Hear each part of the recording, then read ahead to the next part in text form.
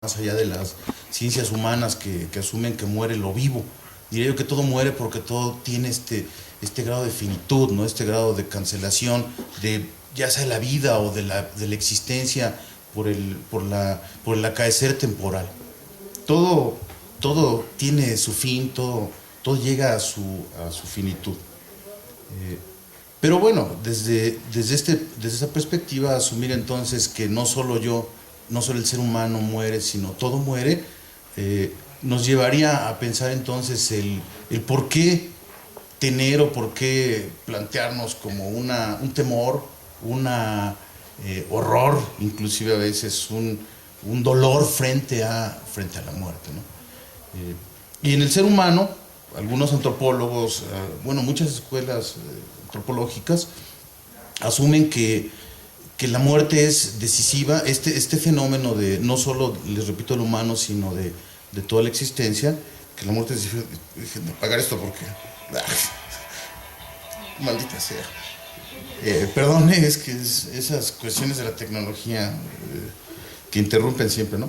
Les decía entonces, ¿por qué? ¿Cómo asumir entonces que si el ser humano no solo es el único que muere, sino que muere todo? ¿Cómo enfrentarlo a eso, no?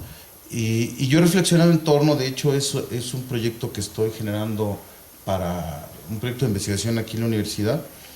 He reflexionado sobre la manera en que el ser humano lo enfrenta a partir de esto, ¿no? De la manera en que hace el tratamiento de la muerte con los muertos, cómo la idea del túmulo, de la tumba o del entierro es algo fundamental para el ser humano. Que en torno a eso va a girar ahora sí lo que yo les quiero comentar, ¿no? Les decía que desde estas escuelas antropológicas asumen que precisamente lo humano, es decir, la condición humana, la categorización de este ente vivo como ser humano o como humano, se da en función precisamente del culto a la muerte. Es decir, si atendemos a estas doctrinas antropológicas, el ser humano es el único, desde estas perspectivas, les repito, podamos estar de acuerdo o no con ellas, pero lo asumen de esa manera, que el ser humano es el único que tiene conciencia efectiva de su muerte.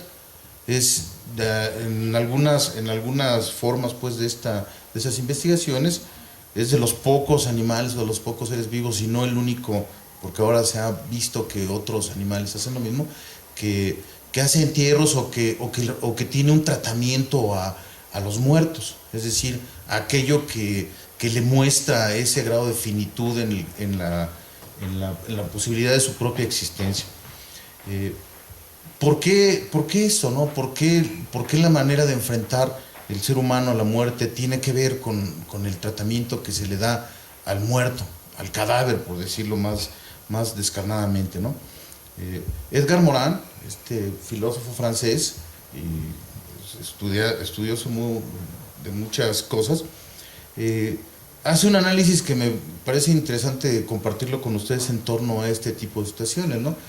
Dice Morin, aludiendo a estas disciplinas, les digo, antropológicas, que asumen que lo humano se define precisamente en la manera en que se enfrenta, por la misma conciencia de ello, la muerte.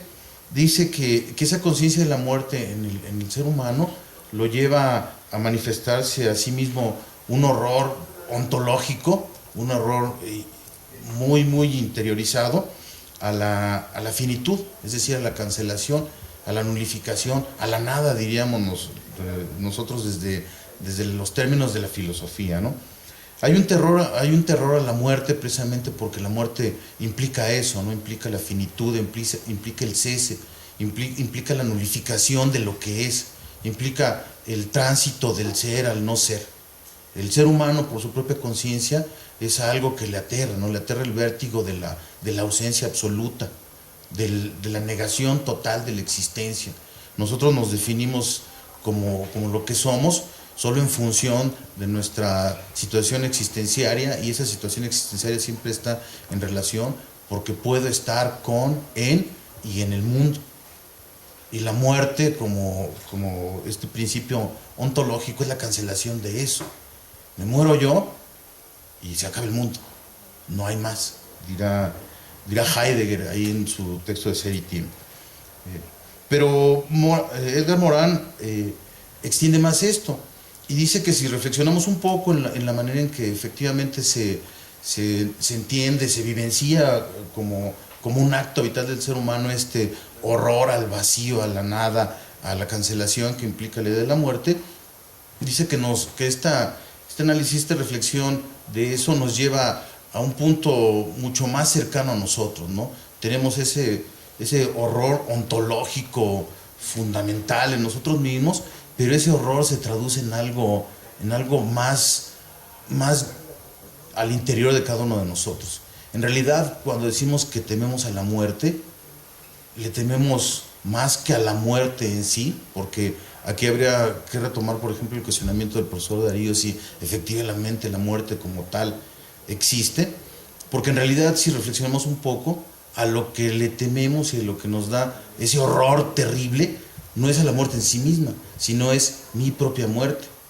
Es decir, lo que me aterra, lo que nos aterra a cada uno de nosotros es la finitud, sí, pero la finitud mía, mi finitud, mi cancelación como ser. Y lo lleva a un último extremo Morin y dice que en realidad ese horror a la cancelación, a la muerte, es el horror a la pérdida de algo que es muy propio de la condición y de nuestra forma de ser como seres humanos, a la pérdida de nuestra propia individualidad.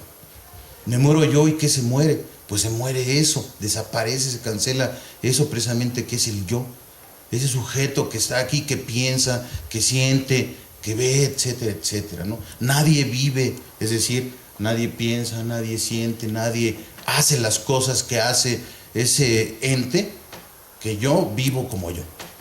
Entonces, la muerte en realidad, dirá Morin, es ese miedo a esa pérdida de la individualidad, a la disolución, al disolverse en esa nada y no ser más yo.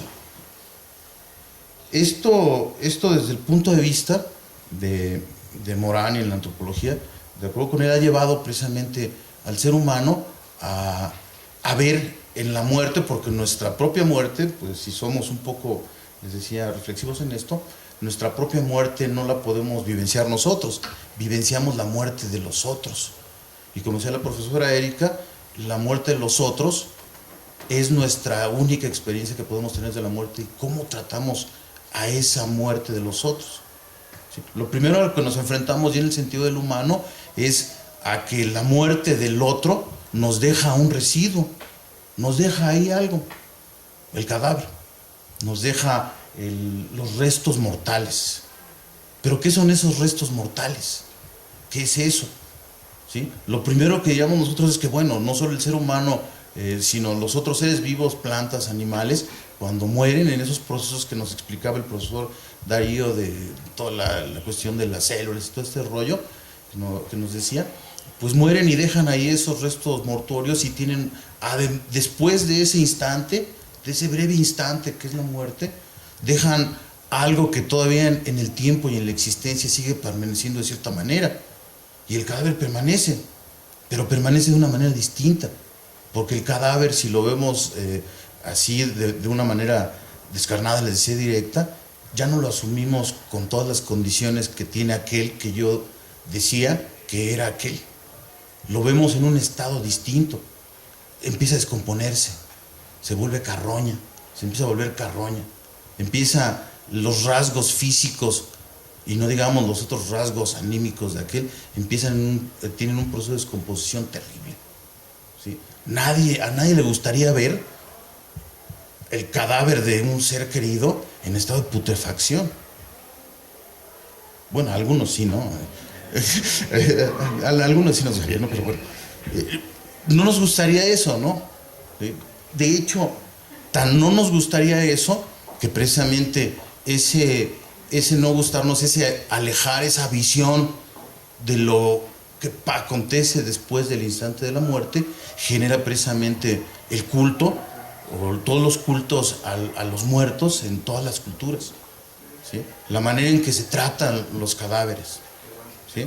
El asunto entonces está en que ese miedo, ese horror, repulsión que nos provoca el estado de carroña de aquel ser, porque podemos ver a un perro muerto, ¿sí me explico?, en la calle, y solamente decimos, échale un poco de cal y retíralo de la carretera para que no apeste, ¿no? Y échale cal. Pero si viésemos el cadáver de un ser humano, lo concebimos como un otro, es decir, como un yo. Entonces le damos un tratamiento diferente, ¿sí? De hecho, aún, a pesar de todos la manera en que se vive en nuestro mundo, esta visión de la carroña, del cadáver, a pesar de todos los que vemos en las noticias de los descuartizados y todo este tipo de cosas, de alguna manera nos sigue impactando este tipo de visiones. O sea, no somos inmunes aún a esa visión. Entonces, lo primero que hay es tratar de ocultar aquello, ¿sí? Tratar de ocultarme aquello, porque aquello, la putrefacción del cadáver, la corrupción del ente material que está ahí, me revela algo fundamental, me revela algo que es trascendental y es muy importante en este tipo de cuestiones. Me revela que no solo ese ser que se consume en la putrefacción, no solo a ese ser le acontece eso, sino a aquel que soy yo, le acontecerá eso mismo. Entonces, si nos repele la idea de ver el cadáver corrompido de un ser querido, pues mucho menos nos repelería ver nuestro cadáver corrompido, ¿no? No sé si alguna vez ustedes han imaginado o han pensado cómo sería su cadáver pudriéndose, ¿no? Cómo es su esqueleto, cómo se verían sus dientes descarnados así de toda la piel, cómo se verían ustedes inflados antes de explotar por todas las secreciones que tiene su cuerpo muerto, ¿no? Es una visión terrible, ¿sí? Terrible y extremadamente repulsiva para nosotros. Por eso el tratamiento entonces es de alguna manera ocultar eso, y no solo es ocultar eso, sino es ocultarme eso a mí mismo. Decían los profesores anteriormente, no tenemos nuestra vida la vivimos pues de alguna u otra manera permanentemente alejando esa idea de la muerte, ¿no? Alejando la idea que tenemos de nuestra finitud, y queremos seguir pensando que diario despierto y que mañana voy a estar vivo todavía, ¿sí? Y eso tiene este mismo trasfondo, esta idea de entonces el ocultamiento de aquello en donde me veo en el muerto y veo mi finitud y veo lo que me va a acontecer. De ahí entonces la idea pues de ocultarme eso, y la manera de ocultarlo es dándole ese tratamiento al cadáver, ¿sí? Pero vaya, el punto es, si fuese solamente ocultarlo, porque hay diferentes formas de tratar el cadáver. Hace poco estaba viendo algo que en el Tíbet le llaman el entierro celestial, que consiste en que el cadáver lo llevan al campo abierto y le hacen unas incisiones en ciertas partes del cuerpo con un cuchillo, con una navaja, en las piernas, en las pantorrillas, en el pecho. Le hacen incisiones para que se abra la carne del cadáver y lo dejan ahí para que las aves carroñeras vengan y lo consuman. Esa es una idea distinta, o la idea, por ejemplo, de la incineración, que también es diferente, ¿no? Es una idea de ocultar eso, pero ocultarlo de una manera totalmente inmediata, ¿no? El fuego es de los elementos, o es el elemento que consume y transforma las cosas de una manera más contundente, ¿no? Entonces esas transformaciones pero tiene ese sentido de ocultamiento, ¿no? En nuestra cultura, en la cultura que nosotros, en la que estamos nosotros, lo más común es precisamente la idea de la tumba, la idea de ocultar aquello porque tiene un sentido muy específico, ¿no? En esas otras culturas que les digo, donde hacen este tipo de tratamientos del cadáver, lo hacen porque hay una idea distinta a la de nosotros, ¿no? Distinta en el sentido de que para ellos el alma y el cuerpo son entidades distintas, y la separación del alma y del cuerpo, como decía Platón, recordando lo que comentaba el profesor Darío, el alma y el cuerpo se separan y el cuerpo ya no es más aquello, el alma persiste por sí misma fuera de ello, y el cuerpo tiene que tener ese sentido de transformarse como materia para dar pie a otras cosas, ¿no? En nuestra cultura es diferente, porque en nuestra cultura heredera de ciertos patrones religiosos, pues asumimos entonces la idea de que de que nuestra identidad, nuestra individualidad se dé en función de lo anímico, es del alma, pero también de lo corporal. Es decir, el cuerpo también representa para nosotros ese principio de identidad y de individualidad con la que nosotros nos asumimos como sujetos o como yo. En ese sentido, pues, nosotros lo que hacemos regularmente es, en estas formas de ser en nuestra cultura, poner al cuerpo bajo resguardo, es decir, resguardarlo de la visión de la corrupción y de la visión de la podredumbre a la que hacemos. Ponerlo a resguardo en una tumba. Antiguamente, por ejemplo, en las culturas protocristianas, es decir, en la Roma imperial, donde los cristianos empezaron a difundir esa religión, las catacumbas romanas fueron el objeto donde se hacían los entierros de los muertos, y los familiares, los vivos, convivían inclusive con los cadáveres, ¿no? Es decir, con los lugares en donde estaba el muerto. No había lugares confinados específicamente para tener a los restos mortales como los tenemos ahora nosotros en los cementerios. Pero el punto de esto es que ese ocultar el cadáver me hace o nos hace sentir entonces que hay una preservación, y es el sentido que tenemos nosotros como cultura en el hecho del tratamiento de los muertos. Hay una preservación del yo del muerto a través precisamente del culto o del tratamiento que se le da. La tumba, el lugar donde se remite el cadáver, no solo es un sitio que oculta la corrupción, sino es un sitio, la propia tumba, que va a representar de una o de otra forma al yo individual del muerto, al yo individual de aquel que ya no está más como ente visible conmigo, pero sigue estando de alguna u otra manera. Sigue estando de alguna u otra manera como un ser cualitativamente distinto, pero que aún permanece en esta vida, permanece conmigo y lo ubico espacio-temporalmente, ¿sí? Si vamos nosotros a un panteón, entonces lo que vemos es, aquí está la tumba de, y entonces nosotros lo vemos así, pero la persona, los deudos del cadáver que está en esa tumba, dicen, aquí está tal persona, ¿sí? Aquí está mi tío, aquí está, etcétera, ¿no? Es decir, hay una especie de hipóstasis entre la individualidad del sujeto con el estado de la tumba, es decir, con el monumento mortuorio. Adentro están los restos, ahí se pudre, ahí se consuma todo eso, no lo vemos, pero asumimos entonces que en ese sitio, en ese estado, permanece, se preserva aún la individualidad de aquel que no está más con nosotros física o materialmente, está ahí. Es la idea de el afán de los seres humanos, como hemos dicho, de alguna otra manera, negar esa idea de la muerte absoluta, esa idea de la finitud total a la que estamos sometidos, la idea de que exista un sitio como la tumba, que por cierto tumba quiere decir eso, ¿no? Un montón de tierra, es decir, una evidencia que me lleve a mí en mi pensamiento y en mi ser, ¿sí? En mi pensamiento y en mi ser, que me lleve y que me recuerde y que me traiga otra vez a la presencia en mi existencia a ese ser que ya no está más, ¿sí? Mira, nada más. Culmino rápidamente con eso, ¿no? Esa sería en términos generales pues la idea de la tumba, ¿no? Pero hay una última cosa que les quisiera comentar sobre esto, ¿no? En las pues indagaciones que yo he hecho y en las visitas que he hecho a diferentes camposantos, panteones o cementerios, como les queramos llamar, me parece muy curioso un fenómeno, ¿no?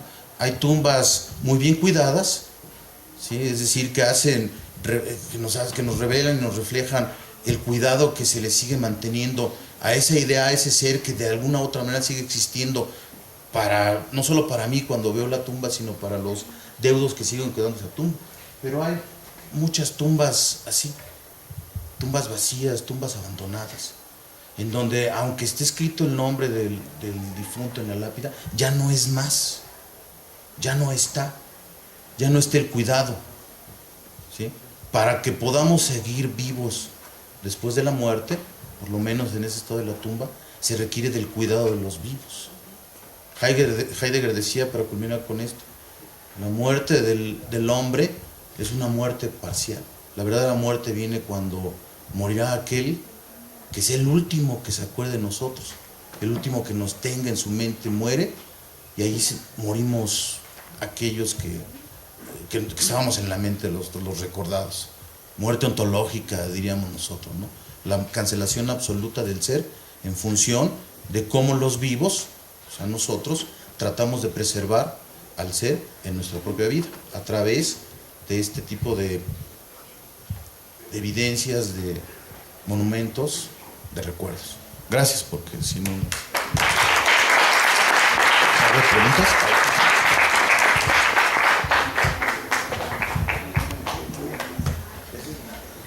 Muchas gracias, profesor José Alfredo. Y ya nada más para terminar, me gustaría leer una frase de Isabel Allende. Dice: la muerte no existe, la gente solo muere cuando la olvidan. Si puedes recordarme, siempre estaré contigo.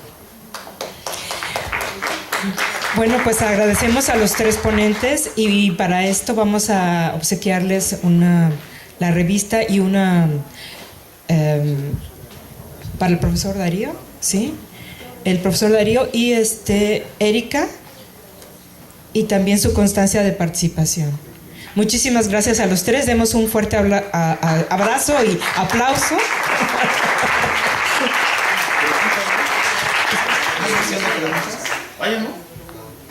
Desgraciadamente no tenemos un tiempo para sección de preguntas, pero toda la jornada está también para que lo puedan hacer con las otras mesas. Los invitamos a el siguiente evento, que es el intermedio de danza polinesia, y después tendremos la mesa de Eros con las profesoras Rosario López Guerrero, Roberto Lubiano García, Adriana Peinbert, y va a moderar nuestro compañero Adalberto Falcón Martínez. Agradecemos también el apoyo a Difusión Cultural Cuautepec, y los invitamos a que permanezcan con nosotros y continuamos.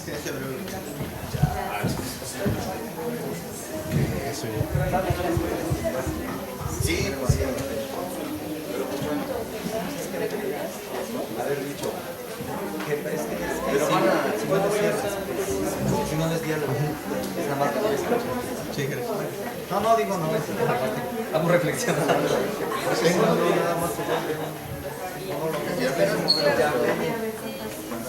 Sí, lo dejamos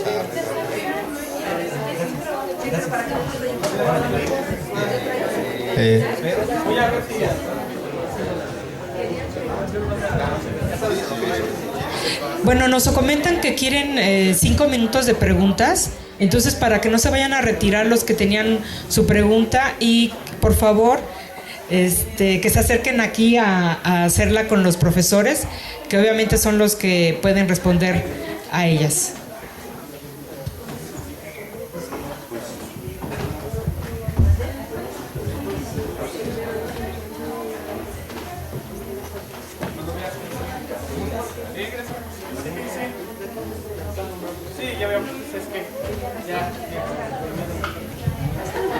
¿Alguna pregunta a los ponentes?